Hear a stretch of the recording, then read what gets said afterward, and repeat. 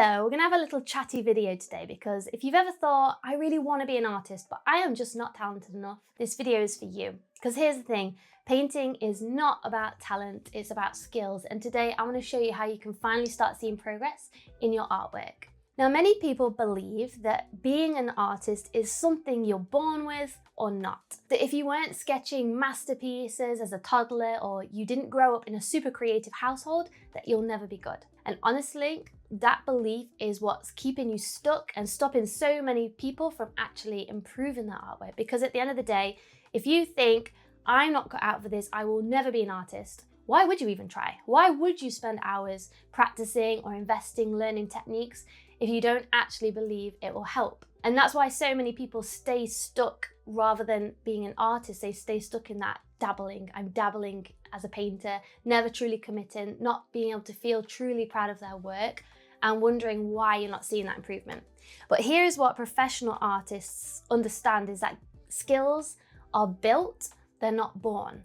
And when you stop worrying about whether you're talented or not, and instead just focus on learning, practicing, that's when everything really starts to change. And you end up starting to paint even more. You stop being so hard on yourself when a piece doesn't turn out right. And most importantly, you really start seeing that progress in your artwork because you're actually putting in that time to get better rather than staying focused on how you feel about yourself. And that's often what gets mixed up. We often think that what we create kind of gives us that belief in ourselves, but it's actually the other way around. If you believe in yourself, it will affect what you create. Now, for example, if you made a bad painting, you could think, see, I knew I didn't have this in me, and feel so discouraged, and you certainly don't feel joyful in painting, and it might even stop you from painting again. Because you feel so nervous at the outcome. However, another person might make a bad painting and they might choose to think, what can I learn from this? I wonder what went wrong there. How can I make it work next time? And what can I learn from this? How can I make me improve? Out of those two scenarios, which one do you think will make more progress as an artist? And that's the difference between someone who stays stuck in that loop of just dabbling in painting and someone who actually becomes an artist. Now, I know this is a huge shift in thinking. And I know that because I've lived it. I've lived through both of these scenarios now.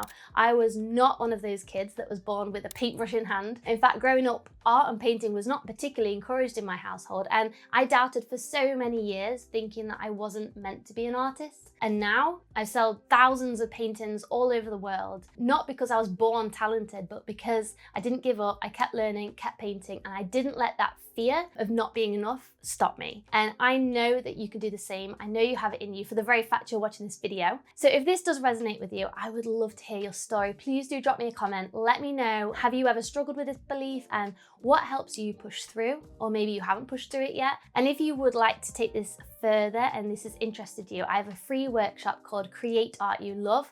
Comes with a free workbook, and I think this could really be the first step in just helping you shift this mindset for good. I'll drop the link, you can sign up below. And most of all, thank you for watching, thank you for spending this time with me, and as always, keep creating.